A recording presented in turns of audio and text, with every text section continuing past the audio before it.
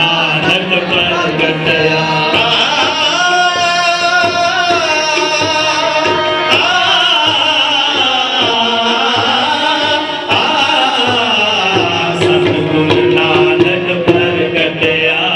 रहमान रहीम listeners और viewers मैं ਤੁਹਾਡੇ ਨਾਲ ਹਾਂ ਮੁਹੰਮਦ ਉਮਰ ਨਜ਼ੀਰ ਔਰ ਇਸ ਵਕਤ ਅਸੀਂ ਮੌਜੂਦ ਹਾਂ ਕਰਤਾਰਪੁਰ ਯਾਤਰਾ ਤੇ ਔਰ ਇੱਥੇ ਆਉਣ ਦੀ ਇੱਕ ਬੜੀ ਖਾਸ ਵਜ੍ਹਾ ਹੈ ਲਾਹੌਰ ਕਾਲਜ ਬਰਾਏ ਖਵਾਤੀਨ ਯੂਨੀਵਰਸਿਟੀ ਦੇ ਪੰਜਾਬੀ ਡਿਪਾਰਟਮੈਂਟ ਨੇ ਤੀਜੀ ਪੰਜਾਬੀ ਕਾਨਫਰੰਸ ਦਾ ਇਨੇਕਾਦ ਕੀਤਾ ਹੈ ਔਰ ਇਸ ਦਫਾ ਕਾਨਫਰੰਸ ਦਾ ਮੌਜੂ ਸੀ ਪੰਜਾਬੀ ਜ਼ਬਾਨ ਫਨ ਤੇ ਅਦਬ। ਇਸ ਹਵਾਲੇ ਨਾਲ ਇਸ ਕਾਨਫਰੰਸ 'ਚ ਬੈਨ ਅਲ-ਅਕਵਾਮੀ ਮਹਿਮਾਨਾਂ ਨੇ ਵੀ ਸ਼ਿਰਕਤ ਕੀਤੀ ਜਿਹਦੇ ਵਿੱਚ ਇੰਡੀਆ ਤੋਂ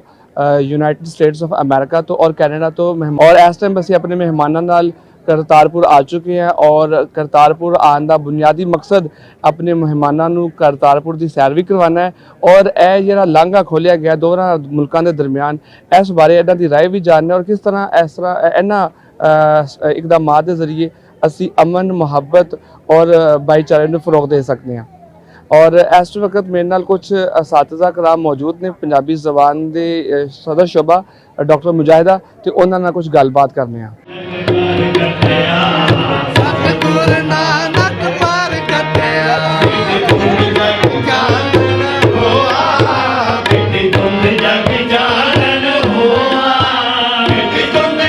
इस वक्त मेरे नाल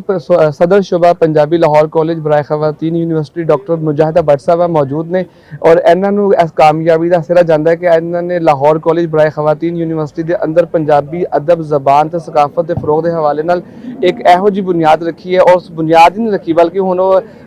नीयत तो अगे गल जा चुकी है और इस साल इन्होंने तीसरी कामयाब एक कॉन्फ्रेंस का इनेकाद किया है। ਇਹਨਾਂ ਕੋਲ ਜਾਣਦੇ ਇਹਨਾਂ ਦੀ ਕਾਮਯਾਬੀ ਦਾ ਸਫ਼ਰ। ਡਾਕਟਰ ਸਾਹਿਬ ਪੰਜਾਬੀ ਜ਼ਬਾਨ ਨੂੰ ਫਰੋਗ ਦੇਣ ਵਾਸਤੇ ਔਰ ਪੰਜਾਬੀ ਸਕਾਫਤ ਨੂੰ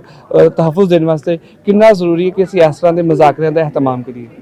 ਜਦੋਂ ਵੀ ਕਿਸੇ ਜ਼ੁਬਾਨ ਨੂੰ ਜਾਂ ਅਦਬ ਨੂੰ ਅਸੀਂ ਤਰੱਕੀ ਦੇਣੀ ਹੋਵੇ ਤਾਂ ਇਸ ਲਈ ਜ਼ਰੂਰੀ ਹੁੰਦਾ ਹੈ ਕਿ ਅਸੀਂ ਆਵਾਮ ਨੂੰ ਉਹਦੀ ਆਸਾਨ ਤਰੀਨ ਤਰੀਕਾ ਸਿਖਾਈਏ ਕਿਉਂਕਿ ਜਦੋਂ ਆਸਾਨ ਤਰੀਨ ਤਰੀਕਾ ਸਿੱਖਣਗੇ ਤੇ ਤਾਂ ਹੀ ਉਹਨਾਂ ਨੂੰ ਪਤਾ ਚੱਲੇਗਾ ਕਿ ਇਹ ਜ਼ੁਬਾਨ ਕੀ ਹੈਗੀ ਹੈ, ਇਹਦੇ ਲਫ਼ਜ਼ਾਂ ਦੇ ਮਾਨੀ ਕੀ ਹੈਗੇ ਨੇ। ਫਿਰ ਜਿਉਂ-ਜਿਉਂ ਉਹਨਾਂ ਦੇ ਇਲਮ ਵਿੱਚ ਇਜ਼ਾਫਾ ਹੁੰਦਾ ਜਾਏਗਾ ਉਹ ਉਹਨਾਂ ਦੇ ਮੁਸ਼ਕਿਲ ਲਫ਼ਜ਼ਾਂ ਦੇ ਵੀ ਮਾਨੀ ਜਿਹੜੇ ਨੇ ਉਹ ਦਰਿਆਫਤ ਕਰਦੇ ਰਹਿਣਗੇ। ਇਸ ਸਿਲਸਿਲੇ 'ਚ ਅਸੀਂ Lahore college for woman university ਦੇ ਵਿੱਚ 2009 ਦੇ ਵਿੱਚ ਸ਼ੁਰੂ ਕੀਤਾ ਕਿਉਂਕਿ ਉਸ ਤੋਂ ਪਹਿਲੇ ਇੱਥੇ ਪੰਜਾਬੀ ਤੇ ਪੜ੍ਹਾਈ ਜਾ ਰਹੀ ਸੀ। ਤਕਰੀਬਨ 44 ਸਾਲ ਤੋਂ ਇੱਥੇ ਪੰਜਾਬੀ ਪੜ੍ਹਾਈ ਜਾ ਰਹੀ ਹੈ ਲੇਕਿਨ ਜਿੰਨੀ ਤਰੱਕੀ ਅਸੀਂ 2009 ਤੋਂ ਬਾਅਦ ਦਿੱਤੀ ਹੈ ਉਹ ਉਨੀ ਪਿੱਛੇ ਨਹੀਂ ਸੀ ਔਰ ਇਹੀ ਵਜ੍ਹਾ ਹੈ ਕਿ ਹੁਣ ਬਹੁਤ ਸਾਰੇ ਤਰੀਕੇ ਬਹੁਤ ਸਾਰੀਆਂ ਮਜ਼ਾਮੀਨ ਜਿਹੜੇ ਨੇ ਉਹ ਅਸੀਂ ਸ਼ਾਮਿਲ ਕੀਤੇ ਨੇ ਔਰ ਉਹਨਾਂ ਦੇ ਜ਼ਰੀਏ ਹੀ ਤਾਲਬ ਇਲਮ ਜਿਹੜੇ ਨੇ ਤਰੱਕੀ ਵੀ ਕਰ ਰਹੇ ਨੇ ਔਰ ਇੰਟਰਨੈਸ਼ਨਲ ਲੈਵਲ ਤੇ ਆਪਣੇ ਮਜ਼ਾਮੀਨ ਵੀ ਪੇਸ਼ ਕਰ ਰਹੇ ਨੇ ਜੀ। ਅੱਛਾ ਤੁਸੀਂ ਕਾਮਯਾਬ ਜਿਹੜੀ ਤੁਸੀਂ ਕਾਨਫਰੰਸ ਕੀਤੀ ਹੈ ਔਰ ਅੱਜ ਤੁਸੀਂ ਆਪਣੇ ਮਹਿਮਾਨਾਂ ਨੂੰ ਕੈਨੇਡਾ ਤੋਂ ਆਏ ਹੋਏ ਅਮਰੀਕਾ ਤੋਂ ਆਏ ਹੋਏ ਔਰ ਇੰਡੀਆ ਤੋਂ ਆਏ ਹੋਏ ਮਹਿਮਾਨਾਂ ਨੂੰ ਲੈ ਕੇ ਇੱਥੇ ਆਏ ਹੋ ਕਰਤਾਰਪੁਰ ਇਹ ਕਿਸ ਚੀਜ਼ ਦਾ ਪੈਗਾਮ ਲੈ ਕੇ ਜਾਣਗੇ ਨਾ ਸਿਰਫ ਆਪਣੇ ਦੇਸ਼ਾਂ ਵਿੱਚ ਬਲਕਿ ਪੂਰੀ ਦੁਨੀਆ ਵਿੱਚ।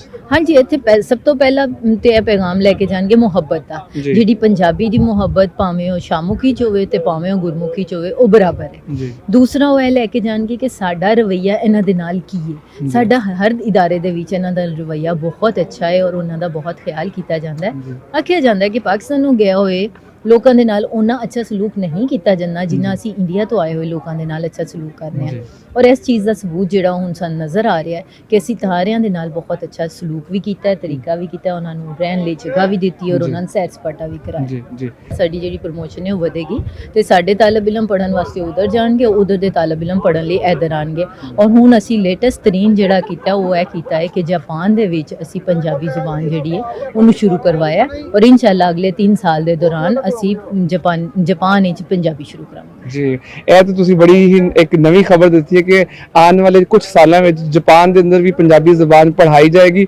ਔਰ ਇਸ ਬਾਰੇ ਚ ਲਾਹੌਰ ਕਾਲਜ ਬਰਾਏ ਖਵਾਤੀਨ ਯੂਨੀਵਰਸਿਟੀ ਦੀ ਜਿਹੜੀ ਸਦਰ ਸ਼ੁਬਾ ਪੰਜਾਬੀ ਨੇ ਡਾਕਟਰ ਮੁਜਾਹਿਦਾ ਉਹ ਆਪਣਾ ਇੱਕ ਪੁਰ ਉਮੀਦ ਨੇ ਔਰ ਇਨਸ਼ਾਅੱਲਾ ਤਾਲਾ ਉਹ ਇਹ ਮੰਜ਼ਿਲ ਵੀ ਸਰ ਕਰ ਲੈਣਗੇ।